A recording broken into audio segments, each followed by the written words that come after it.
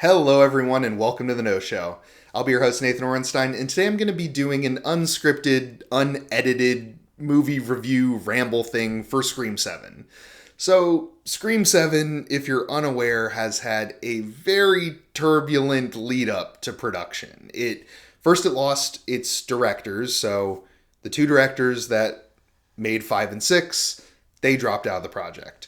Then Melissa Barrera, the lead from 5 and 6, was let go due to comments about Palestine, Israel, a whole lot of bullshit, to be honest. But they let her go. Then Jenna Ortega followed suit in an act of solidarity. So now you've lost your two leads from your kind of reboot era of Scream from 5 and 6. New director gets brought on, new director leaves. So now we have lost our two leads, we have lost our directors, we've lost the backup director, and now we are back to Kevin Williamson, who actually wrote the first Scream, has not directed any of them, but he wrote the first Scream. That's where we're at. Sidney Prescott is back. Sidney Prescott was notably absent in Scream 6, which was a bummer. I do like Scream 6, but having a Scream movie without Neve Campbell's Sidney Prescott kind of sucks. So she's back. And then Gale Weathers by Courtney Cox, Gale Weathers, she finds a way. She always finds a way to be there, so she's in this too. But basically, if you remember Scream 6, takes place in New York City, following Melissa Barrera and Jenna Ortega's characters as they're living in New York, going to college with their two friends from back in Woodsboro. Can't remember their names. The brother and sister, they're kind of the comedic backbone of the film, I guess you could say. Those two are back. They are now interns for Gale, who's trying to upstart her TV career again. Pretty shoddy way of injecting them into this film, you know. A lot of the stuff in this film feels very haphazardly thrown together. That being a perfect example. They very clearly had to pivot from whatever direction they were setting up after 6. With all the departures of their two main characters is pretty huge. So anyway, we're following Sidney Prescott now. She's living in a small town that's not Woodsboro, but it's basically a carbon copy of Woodsboro. She has a teenage daughter who is exceptionally annoying. She does the whole like teenage girl thing where doesn't want to listen to her mom, a lot of back talk, yada yada yada. It feels extremely forced in this situation, to be honest. Like more obnoxious than normal. I found her character pretty grating. But Sydney's also married to the chief of police, who's played by Joel McHale, which not an important note, but if you're thinking, why would Joel McHale play the chief of police after watching this movie? I don't know. He's not a great chief of police, but anyway, I digress. Someone from Sydney's past, I won't say who because they're not in the marketing. They are a former Scream character, obviously, but someone from her past basically calls her up, threatens her and her daughter, and now we got a Scream movie. Ghostface pops up, people start dying, Sydney's on the run, and they got to figure out what's going on. I don't know.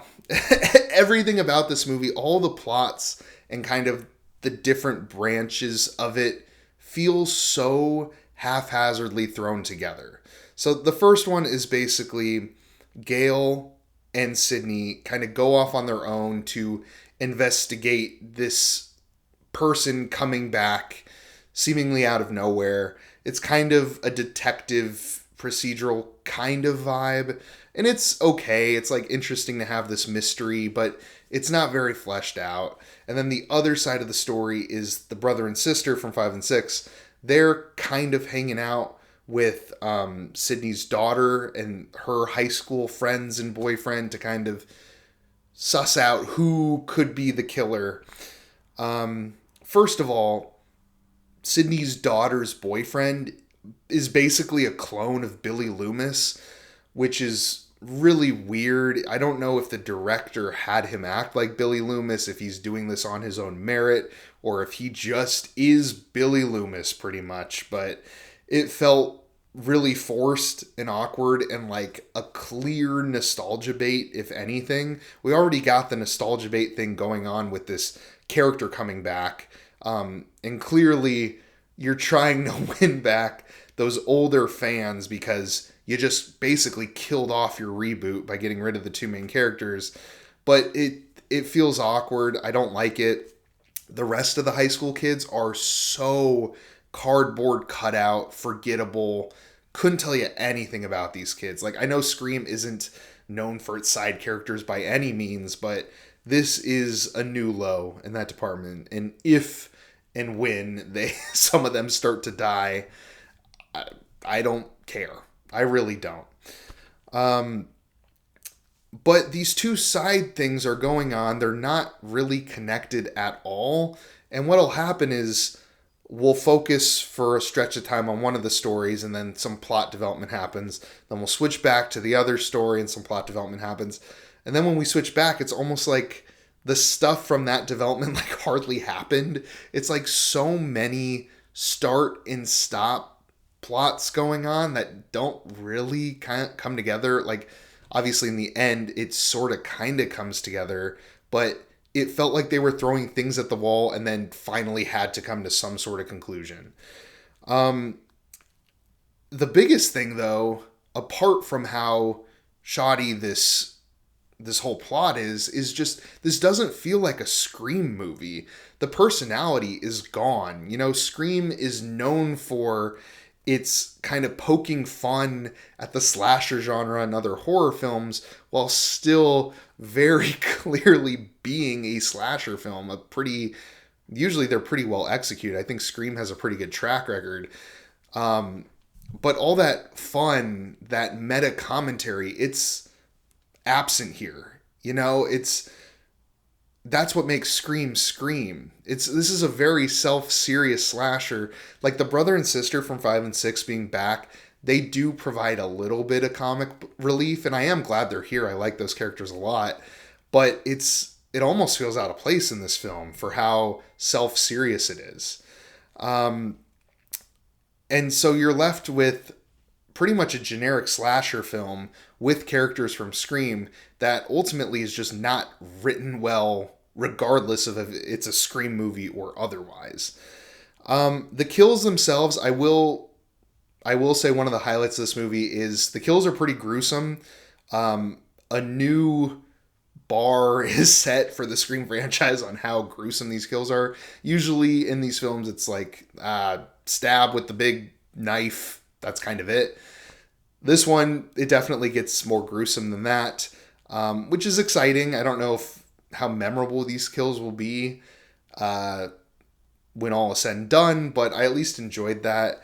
But even then, it's lacking that fun edge. You know, I think back to Scream 1 where Sydney's best friend gets caught in the garage door. Like, that's hilarious and also brutal. I don't know. It doesn't really feel like Scream. And then by the end, when the ghost faces are revealed, it's just pathetic. Like, the ghost face reveal is so weak and uncompelling in this film. It's easily a new low for the franchise. But I guess to wrap my thoughts out, you know, this isn't the worst thing in the world. This is a very watchable film. I will just set that bar there. This is a very watchable film. You can go watch this and you'll probably have a decent enough time. But overall, it's not a good one. And it's certainly not a good Scream movie. This is a franchise that has historically been one of the most consistently solid horror franchise to ever exist. I think Scream 3's a dud. But other than that, they're all solid or better, with Scream 1 being a true masterpiece. So for them to come in here and drop the worst film in the franchise is really disappointing, and it feels like they should call it quits here. Of course, it made $100 million at the box office this weekend, so this won't be the last we see of these characters. But whatever. You know, it's not a good movie. I'm going to be giving Scream 7 a 4 out of 10. Yeah, that's going to do it. If you like the review, then feel free to leave a like and subscribe if you're new. And if you've seen Scream 7 already, I'd love to hear your thoughts down in the comments below. I've been Nathan Orenstein with The No Show. Thanks for watching.